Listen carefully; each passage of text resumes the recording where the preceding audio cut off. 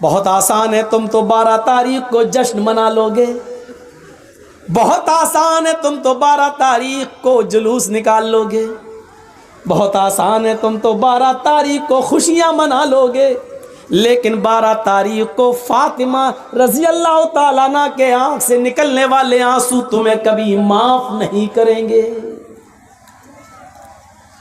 یہ 12 تاریخ تھی، ربیع الاول کی 12 تاریخ تھی۔ ہم اپنی 12 تاریخ پہ نظر ڈالیں اور اس 12 تاریخ پہ نظر ڈالیں، اور کچھ کہنے کی ضرورت ہی نہیں، حالات ہمیں اس کہنے کی اجازت بھی نہیں دیتے ہیں۔ میرے بھائیوں سنو کیا کہتی ہیں فاطمہ، وا کر بابتا منا جا برب بندہ، ہائے میرے ابو، آپ کو آپ کے رب نے بلایا اور آپ چلے گئے، آپ نے اس کی دعوت کو قبول کر لیا، یہ بھی نہیں سوچا کہ آپ کے چاہنے والوں پر کیا بیتے گی، یہ بھی نہیں سوچا کہ آپ کے چاہنے والوں پر کیا گزرے گی، کیا گزرے گی۔ اے اللہ کے نبی، اے میرے ابو، آپ چلے گئے۔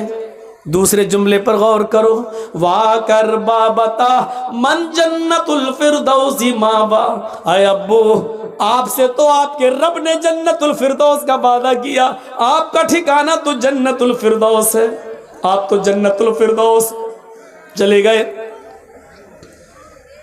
تیسرے جملے پر غور کرو، وا کر بابتا الا جبریل ننا، اے ابو، اب قرآن کس کے اوپر نازل ہوگا؟ اب جبرائیل قرآن کی آیتیں کس کے اوپر لے کر آئیں گے؟ اب قرآن کس پر نازل ہوگا؟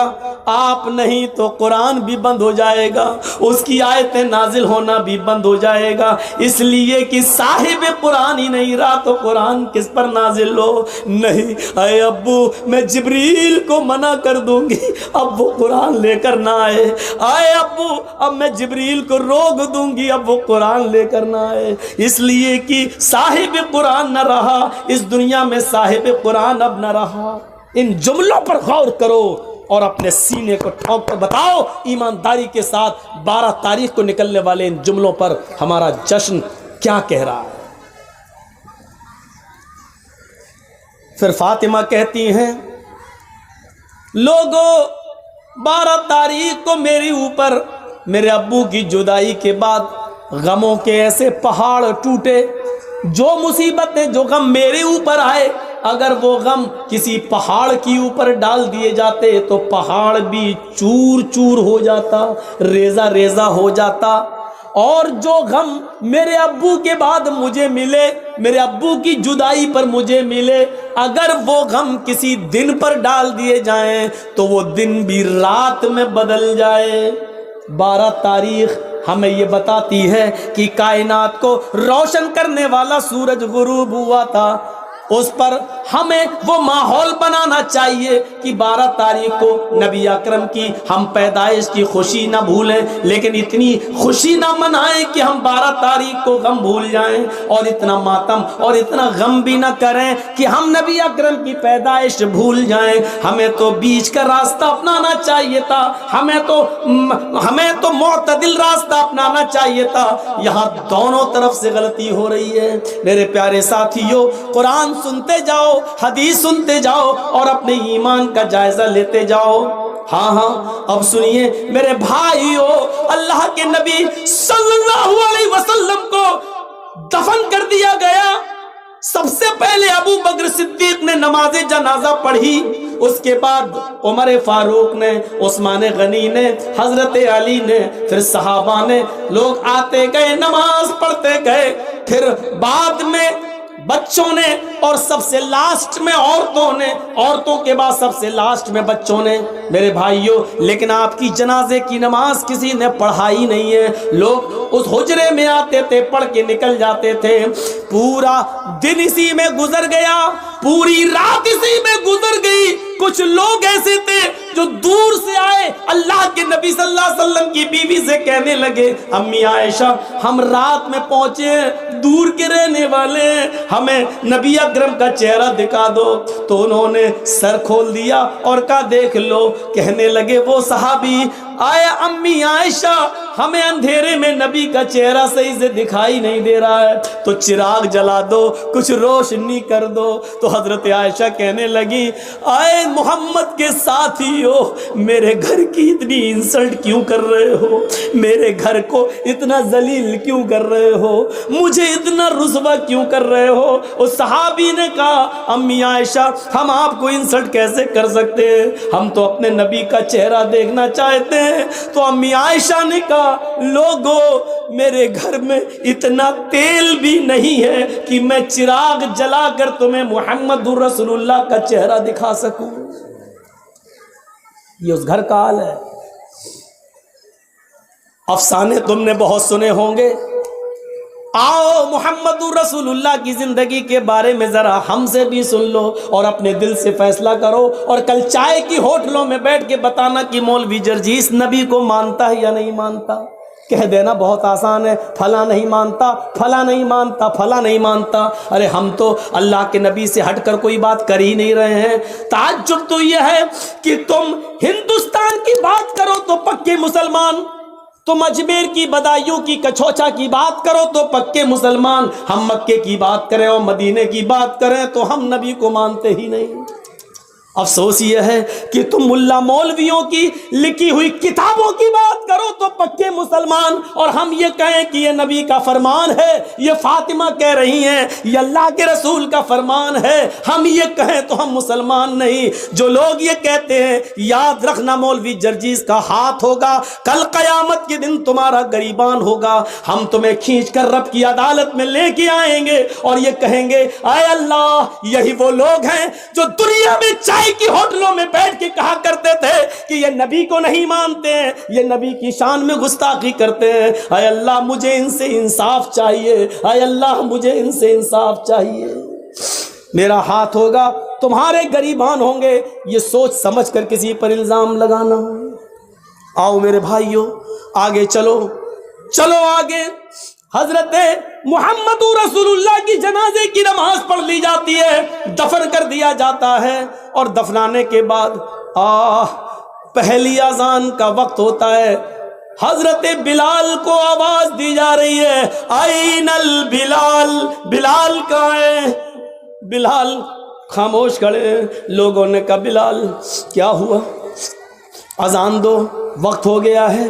حضرت بلال نے منع کر دیا، لوگوں حضرت بلال نے منع کر دیا، لوگوں محمد رسول اللہ کے رخصت ہو جانے کے بعد اب ہم سے اذان کے لیے مت کہو۔ اللہ کے رسول جب سامنے کھڑے ہو جاتے تھے تو اشہد ان محمد رسول اللہ کہتے ہوئے میں ان کے چہرے کا دیدار کرتا تھا۔ اب نبی ہمارے سامنے کھڑے نہیں ہوں گے تو میں کس کا چہرہ دیکھوں گا؟ حضرت بلال اس حد تک نبی اکرم کی جدائی میں اس حد تک چلے گئے کہ وہ جہاں گلی جس گلی میں جاتے یہی کہتے ہیں اللہ کے رسول مجھ سے کیا غلطی ہو گئی، مجھے چھوڑ کے کیوں چلے گئے؟ اے میرے نبی میں نے کیا خطا کی، مجھے چھوڑ کے آپ چلے گئے؟ یہ ان کی زبان سے جملے نکلنے لگے۔ لوگوں نے ان کو مدینے سے باہر بھیج دیا، یہاں رہیں گے مسجد نبی کے بغل میں روضہ رسول کو، نبی اکرم کی قبر کو دیکھیں گے تو یہ نبی کو بہت یاد کریں گے، چلو ان کو کچھ مہینوں کے لیے باہر بھیج دیں۔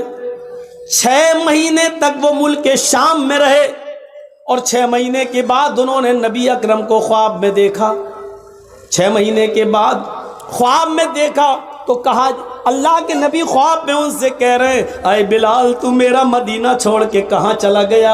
اے بلال تو میری قربت چھوڑ کے کہاں چلا گیا؟ اے بلال تو میری نزدیکی چھوڑ کے کہاں چلا گیا؟ اے بلال تو مدینے میں واپس آ جا۔ فجر کی نماز پڑھتے ہی گھوڑا دوڑا دیا اور چلنے لگے. لوگوں نے کہا بلال کہاں جا رہے ہو؟ کہنے لگے مجھے میرے آقا نے بلایا ہے, مجھے میرے نبی نے بلایا ہے, اب شام چھوڑ کر میں مدینے کی طرف جا رہا ہوں. 6 مہینے کے بعد مدینے آئے. مدینے میں پہنچ کر فوراً لوگوں سے پوچھا کہ مجھے محمد رسول اللہ کی بیٹی فاطمہ سے ملواؤ. فاطمہ رضی اللہ تعالیٰ عنہا کی شکل محمد رسول اللہ سے اپنے ابو سے بہت ملتی جلتی تھی, بہت حد تک ایک تھی. لوگوں مجھے فاطمہ کا چہرہ دیکھ لینے دو کہ ان کو دیکھ کر میں محمد رسول اللہ کو یاد کر لوں گا. لوگوں نے کہا بلال تم مدینے سے باہر تھے, ٹیلی گرام کا اور موبائل کا زمانہ نہیں تھا. اے بلال تمہارے آنے سے چند دن پہلے محمد رسول اللہ کی بیٹی حضرت فاطمہ بھی اس دنیا سے چل بسی, وہ بھی اللہ کو پیاری ہو گئی, وہ بھی اب اس دنیا میں نہیں رہی. نظریں آسمان پہ ڈالی, اے اللہ نبی کا غم ابھی بھولا نہیں تھا, کیا ایک اور غم میرے اوپر آ گیا, فاطمہ بھی اس دنیا میں نہ رہی. زبان سے نکلا انا للہ و انا الیہ راجعون.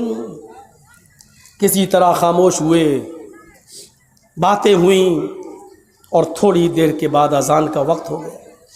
لوگوں نے کہا بلال مہینے گزر گئے تمہاری اذان نہیں سنی, بلال آج اذان دے دو. کہنے لگے نبی اکرم کے رخصت ہونے کے بعد اب اذان کے کلمات مجھ سے نہ دلواؤ. ادھر نبی کے نواسے حسن آ گئے, ادھر حسین آ گئے. دونوں کہنے لگے اے بلال جانتے ہو ہم کون ہیں؟ ان دونوں کو اپنے دونوں ہاتھ سے دبایا, تم دونوں نبی اکرم کے نواسے ہو. میرے نانا نے کیا کہا تھا, جس نے میرے نواسوں کا دل توڑا اس نے محمد الرسول اللہ کا دل توڑا. اے بلال تمہیں اذان دینا پڑے گی آج, یہ محمد الرسول اللہ کے نواسوں کی خواہش ہے. بلال رونے لگے, چیخ پڑے اے حسن اے حسین, تمہاری زبان سے نکلنے والے لفظوں کو اور تمہاری خواہش کو تمہارے نانا نے نہیں توڑا تو میں کیسے توڑ سکتا ہوں. میں اذان دوں گا. وضو بنایا, اذان دینے کے لیے کھڑے ہو گئے. وہی اونچائی ہے, وہی مسجد نبوی کا مینارہ ہے, وہی کانوں میں انگلی دی ہوئی ہے, اور اسی جگہ پر اذان کے کلمات بلند ہو رہے ہیں. حضرت بلال کی اذان سننے کے لیے لوگوں نے پہلے ہی مسجد بھر دی. اذان سے پہلے ہی مسجد آباد, کھجور کے پتوں کی بنی ہوئی چٹائیاں بچھی ہوئی, سارے لوگ مسجد میں بیٹھے ہیں.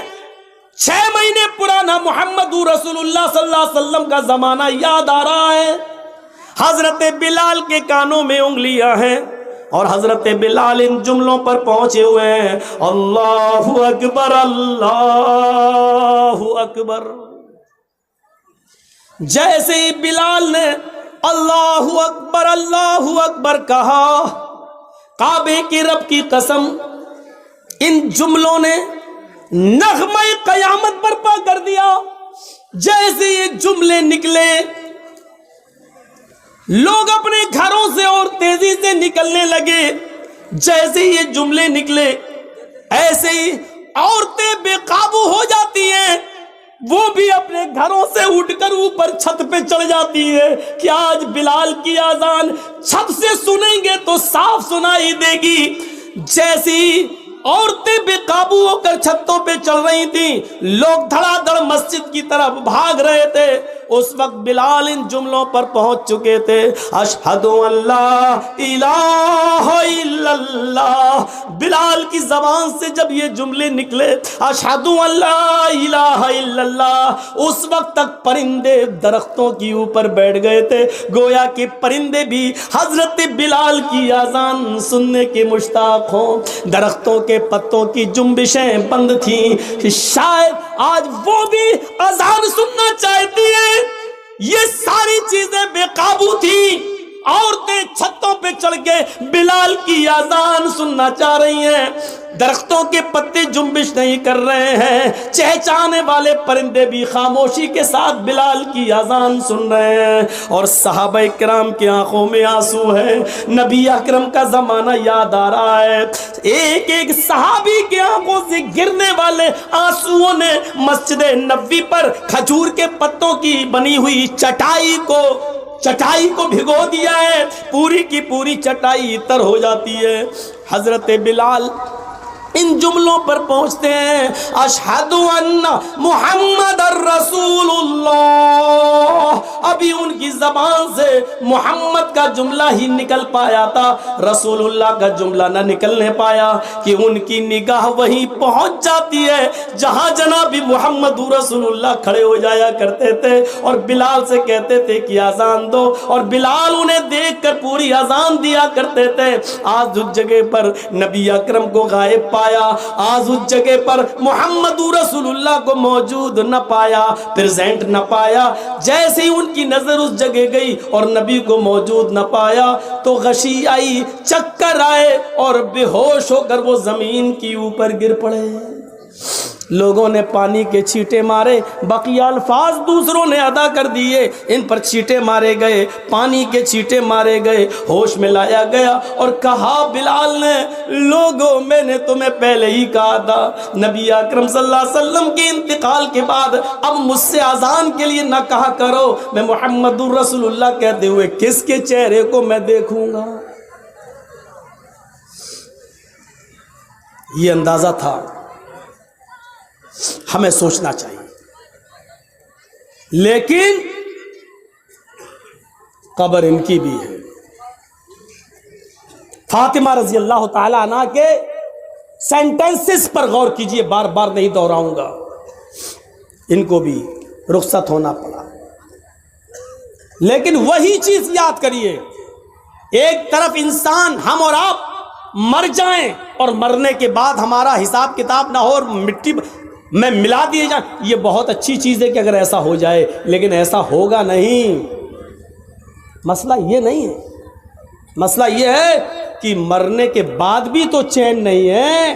دنیا میں اگر اچھے عمل کیے ہیں تو ان کا انعام قبر میں ہی ملنا شروع ہو جاتا ہے, اور اگر ہم نے اور آپ نے اچھے عمل نہیں کیے ہیں تو مرنے کے بعد اس کا عذاب بھی شروع ہو جاتا ہے.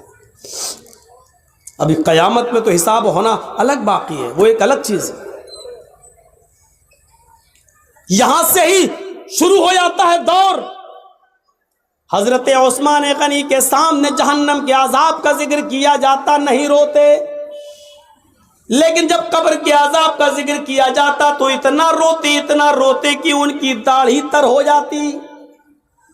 پوچھا ہے عثمان, جہنم کے عذاب کا ذکر ہوتا تو تم نہ روتے, اور قبر کے عذاب کا ذکر ہوتا تو اتنا روتے, کیا بات ہے؟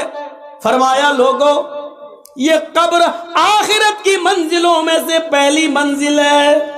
فَإِنَّ الْقَبْرَ أَوَّلُ مَنزِلٍ مِّن مَنَازِلِ الْآخِرَةِ, آخرت کی منزلوں میں سے پہلی منزل ہے قبر. جو اس قبر میں سوال و جواب میں پاس ہو گیا, جو یہاں کامیاب ہو گیا, وہ ساری منزلوں میں کامیاب ہو جائے گا, آخرت کی اور دوسری سیڑھیوں پر چڑھ لے گا. لیکن جو اس سیڑھی سے پھسل گیا, جو یہاں ناکام ہوا, وہ آخرت کی تمام منزلوں میں ناکام رہے گا.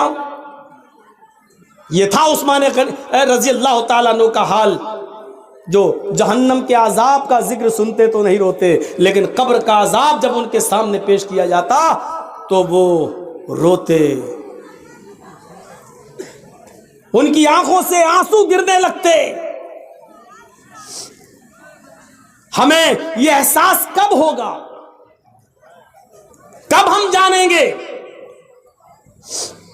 کب قیامت کا خوف اور جہنم کا ڈر ہمارے دلوں میں پیدا ہوگا؟ جبکہ آپ کو معلوم ہے قرآن بھرا پڑا ہے, چیخ چیخ کر اعلان کرتا ہے, اذا القوا فیہا سمعوا لہا شہیقا وہی تفور.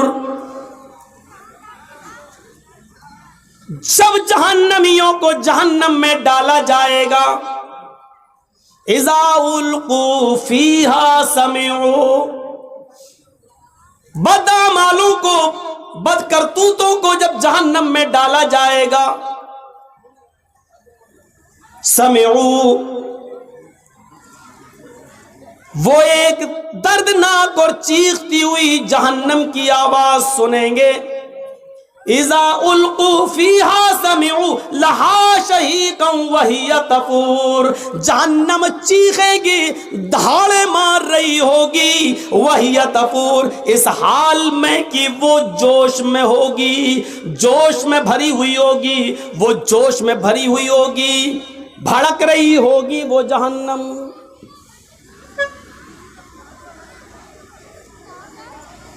کون احساس کرے گا اس کا؟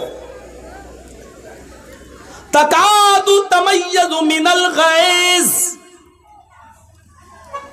ایسی بھڑک رہی ہوگی، ایسا لگے گا اس کو دیکھ کر کہ ابھی ابھی یہ غصے میں مجھ پر پھٹ پڑے گی. تکاد تمیز من الغیظ، ایسا لگے گا کہ غیظ و غضب میں یہ پھوٹ پڑے گی ہمارے اوپر.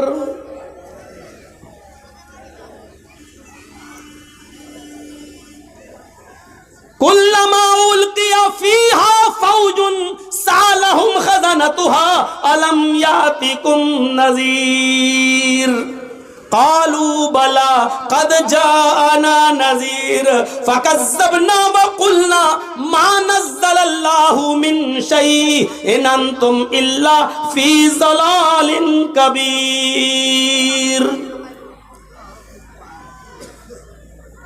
جب جب جہنم میں ڈالا جائے گا جہنمیوں کو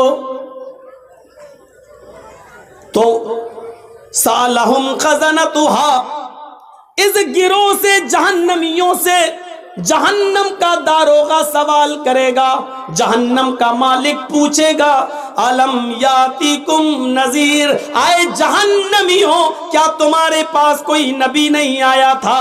کیا تمہارے پاس کوئی ڈرانے والا نہیں آیا تھا؟ کیا تمہارے پاس اللہ کی کتاب نہیں آئی تھی؟ کیا تمہارے پاس اس کو کوئی سمجھانے والا نہیں آیا تھا؟ اب جہنمیوں کا بھی جواب سنو. قالوا بلا، کیوں نہیں، ہمارے پاس اللہ کا ڈرانے والا بھی آیا تھا، ہمارے پاس اللہ کی کتاب بھی آئی تھی، ہمارے پاس منصور بھی تھا، ہمارے پاس دستور بھی تھا، ہمیں سمجھایا بھی گیا تھا، رسول بھی آئے، پیغمبر بھی آئے، کتابیں بھی آئیں، سب کچھ تھا ہمارے پاس، لیکن ہماری ڈھٹائی عیش و عشرت نے، دنیا داری نے، دنیا کے جاہ و جلال نے، دنیا کے مال حرام کی ہوس نے، دنیا داری نے ہمیں کہیں کا نہیں چھوڑا، ہم دنیا داری میں ایسے پڑ گئے. فکذبنا وقلنا ما نزل اللہ من شیء، ہم نے نبیوں کو بھی جھٹلایا، ہم نے قرآن کو بھی جھٹلایا اور فرمایا یہ تمہاری اپنی باتیں ہیں، اللہ نے ہماری طرف کچھ بھی نازل نہیں کیا. ان انتم الا فی ضلال کبیر، تم تو بہت بڑی گمراہی میں ہو. وقالوا لو كنا نسمع او نعقل ما كنا في اصحاب السعیر، وہ چیخ چیخ کر کہیں گے اے کاش کہ ہم نے عقل و شعور سے کام لیا ہوتا، اے کاش کہ ہم نے کانوں سے سنا ہوتا. وقالوا لو كنا نسمع، اے کاش کہ ہم دنیا میں کانوں سے سنے ہوتے، او نعقل، اور عقل و شعور سے کام لیا ہوتا، سمجھداری سے کام لیا ہوتا. ما کننا فی اصحاب السعیر، تو آج ہم ان جہنم میں جلنے والوں میں سے نہ ہوتے، آج دوزخ میں نہ ڈالے جاتے، آج جہنم میں نہ ڈالے جاتے. ما کننا فی اصحاب السعیر، ہم جہنم میں نہ جاتے. فاعترفوا بذنبہم فسحقا لاصحاب السعیر، وہ اپنے گناہوں کا اقرار کریں گے، وہ اپنے گناہوں کو ایکسپٹ کریں گے، وہ اپنے گناہوں کو سویکار کریں گے. ہاں ہم نے یہ گناہ کیے، لیکن وہاں قبول کرنے سے اور گناہ ایکسپٹ کرنے سے کچھ نہیں ہوگا. کہا جائے گا فسحقن سحقن سحقن، دور کر دو دور کر دو، یہ جہنمی ہیں، ان کو جہنم کے اندر پھینک دو. یہ آیت کس کے لیے ہے؟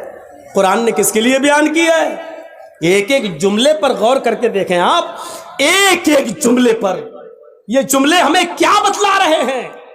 ان جملوں پر جائیے اور دیکھیے، فَاعْتَرَفُوا بِذَنبِهِمْ، یعنی وہاں جانے کے بعد وہ اپنے جرم کا اعتراف کریں گے. ہاں اے اللہ ہم نے شراب پی تھی، ہاں اے اللہ ہم نے جوا کھیلا تھا، ہاں اے اللہ ہم نے فلاں آدمی کا مرڈر کیا تھا، ہاں اے اللہ ہم نے بے شرمی اور بے حیائی کے سارے اڈے کھولے تھے، ہاں اے اللہ ہم نے جلسوں کے نام پر، دین کے نام پر جلسے کرائے، لیکن اس کے باوجود میلہ اور ٹھیلا لگانے سے ہم نہیں روک پائے.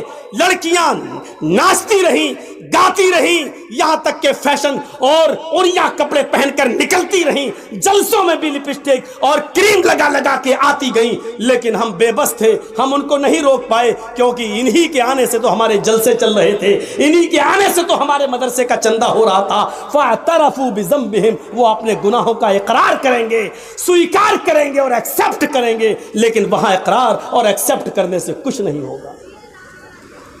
جلسہ ہو رہا آپ کے یہاں، یہ جلسہ ہو رہا ہے، اور باہر کیا ہو رہا تھا کچھ کہنے کی ضرورت ہی نہیں ہے، نظر ڈال لو، دیکھا ہوگا آپ نے.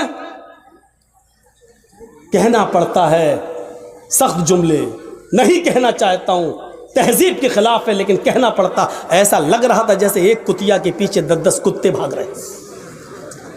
ہنس رہے ہو، ہنسو، میں کتیا کس کو کہہ رہا ہوں وہ بھی تم جان رہے ہو، اور کتا کس کو بول رہا ہوں وہ بھی تم جان رہے ہو. ہنسو، کتیا کون ہے وہ بھی سن لو، میں نہیں بولوں گا، سمجھدار ہو نا، سمجھ گئے ہوگے، اور کتا کس کو بول رہا ہوں وہ بھی سنو. سننا پڑے گا، تمہیں نہیں، تمہارے باپ کو بھی سننا پڑے گا. یہاں جب تک میں ہوں سننا پڑے گا، یہاں سے ہٹنے کے بعد مجھے سنا دینا جتنی گالی چاہو، وہ تو میں سنتا ہی ہوں، تمہاری کیا، منسٹروں کی سنتا ہوں، نیتاؤں کی بھی سنتا ہوں، تم بھی سنا دینا. یہاں جب تک ہوں تمہیں سننا پڑے گا. فَاعْتَرَفُوا بِذَنبِهِمْ، اپنے گناہوں کا اقرار کریں گے، لیکن کوئی فائدہ نہیں. فَسُحْقًا لِّأَصْحَابِ السَّعِيرِ، دور کر دو جہنمیوں. اور یہ مت سمجھو کچھ نہیں ہوگا، مریں گے اور مر سڑ کر مٹی ہو جائیں گے اور پھر دوبارہ نہیں. أَيَحْسَبُ الْإِنسَانُ أَن لَّن نَّجْمَعَ عِظَامَهُ بَلَىٰ قَادِرِينَ عَلَىٰ أَن نُّسَوِّيَ بَنَانَهُ بَلْ يُرِيدُ الْإِنسَانُ لِيَفْجُرَ أَمَامَهُ يَسْأَلُ أَيَّانَ يَوْمُ الْقِيَامَةِ فَإِذَا بَرِقَ الْبَصَرُ وَخَسَفَ الْقَمَرُ وَجُمِعَ الشَّمْسُ وَالْقَمَرُ يَقُولُ الْإِنسَانُ يَوْمَئِذٍ أَيْنَ الْمَفَرُّ كَلَّا لَا وَزَرَ. ایک ایک لفظ پر ایمان لاؤ قرآن کے. انسانوں تم نے یہ سوچ رکھا ہے اللہ ہماری ہڈیوں کو دوبارہ جمع نہیں کر پائے گا. اَيَحْسَبُ الْإِنسَانُ أَن لَّن نَّجْمَعَ عِظَامَهُ، کیا انسان یہ سوچا بیٹھا ہے کہ أَن لَّن نَّجْمَعَ عِظَامَهُ، ہم اس کی ہڈیوں کو اکٹھا نہیں کر پائیں گے، ہم اس کی ہڈیوں کو جمع نہیں کر پائیں گے، ہم اس کی ہڈیوں کو اکترت نہیں کر پائیں گے. اے انسان یہ تیری سوچ ہے، تیری گھٹیا سوچ ہے. ارے ہڈیاں تو بہت دور کی بات. بلا قادرین علی ان نسوی بنانا، ہم تو تیرے انگلیوں کے پور کو بھی، ہم تو تیرے انگلیوں کے پور کو بھی دوبارہ بنانے پر قادر ہیں. یہ انگلیوں کا پور جانتے ہو نا، اللہ نے 1400 سال پہلے کہا ان پوروں کو بھی بنانے پہ قادر ہے. یہی پور تو ہے سب کچھ. ہمارا انگلی، یہ انگلی اور آپ کی انگلی کبھی ٹچ نہیں ہو سکتی ہے، ایک ہو ہی نہیں سکتی ہے. اور پوری دنیا کے انسانوں کی انگلی، فنگر ایک دوسرے سے الگ ہیں. آپ دیکھ لیجئے. ابھی اگر ہم اس پہ ہاتھ رکھ دیں، آدھار کارڈ جو بنتا ہے آپ نے دیکھا ہوگا، یا پاسپورٹ وغیرہ، تو آپ فنگر پرنٹ لیے جا رہا ہے نا، یہ آپ جیسے ہی رکھیں گے، کیا نام ہے مولانا جرجیز جھوٹ بول کے جا رہے ہیں، کیا نام ہے، پاسپورٹ سلیمان صاحب کے نام سے بنوا لیا ہے جرجیز، بھاگنا ہے. مودی صاحب نے اعلان کر دیا جرجیت صاحب جہاں ملے ان کو پکڑو. جرجیت صاحب بھاگ رہے ہیں. سلیمان کے نام سے پاسپورٹ بنا دیا. جیسے ہی گئے ایئرپورٹ پہ فنگر پرنٹ لیا جا رہا ہے. جیسی ہی انگلی رکھی اس میں نام آ گیا محمد جرجیس. کہاں جا رہا ہے؟ تو سلیمان نہیں جرجیس ہے.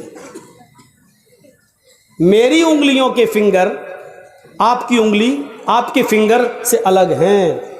اور پوری دنیا میں کروڑوں نہیں اربوں انسان ہے اور سب کا ایک دوسرے سے الگ ہے. ایک ہو ہی نہیں سکتا. یہ اللہ یہ ایک انگلی کا کمال ہے. دیکھ رہے ہیں آپ اس میں کتنے ذرات ہیں. کوئی سائنٹسٹ بنا دے گا اس انگلی کو. کون تھا اس سے پہلے امریکہ کا؟ ٹرمپ. اب ایک اور آ گیا. یہ بیچارہ کچھ سیدھا ہے. صحیح ہے. اللہ اس کے دل میں اور رحم ڈال دے. تو چاہے کتنی ترقی کر لیں لیکن ایک جیسا نہیں بنا سکتے. ایک جیسا. اللہ کہہ رہا ہے انگلیوں کا پور نہیں. پور میں جو فنگر ہوتے ہیں جو نشانات ہوتے ہیں ہم اس کو بھی ویسے ہی دوبارہ بنانے پر قادر ہے. تو ہڈی کی بات کر رہا ہے. تو ہڈی کی بات. جیسے یہاں فنگر پرنٹ سے تم انڈیا چھوڑ کے پاکستان نہیں بھاگ سکتے ہو. پاکستان چھوڑ کر سری لنکا اور انڈونیشیا نہیں بھاگ سکتے ہو. ویسے ہی دنیا چھوڑ کر قیامت کے دن مرنے کے بعد تم سوچو کہ ہم مر سڑ کر مٹی مل جائیں گے اور ہم اللہ کے سامنے پیش نہیں ہو پائیں گے. چھپ جائیں گے. چھپ نہیں سکتے. اور جو لوگ انڈیا چھوڑ کے بھاگے ہیں وہ بھاگے نہیں ہیں بھگائے گئے ہیں. اگر کوئی گورنمنٹ یہ چاہ لے کہ ہمارے یہاں سے کوئی آدمی نہ جائے تو مولوی جرجیس اس کرسی سے اٹھ کر اگر گورنمنٹ یہ چاہ لے کہ ہم کہیں نہ جانے دیں تو ہم جس گھر سے آ رہے ہیں اس گھر میں بھی نہیں جا سکتے ہیں. انڈیا چھوڑ کے جانا تو بہت دور کی بات ہے. بہت دور کی بات. اگر کوئی چاہ لے. اتنا فیمس آدمی کیسے چلا گیا؟ کیسے؟ وہ تو اچھا ہوا ڈاکٹر ذاکر نائک کیس سے پہلے ہی چلے گئے تھے. کیس تو بعد میں ہوا تھا اور اگر کہیں یہاں رہتے تو وہ بھی نہیں جا پاتے. وہ تو اس اللہ کے بندے پر اللہ کی کیا مدد ہے. اللہ رب العالمین کی غیبی مدد. نہ آج تک آئے نہیں ہوتے باہر.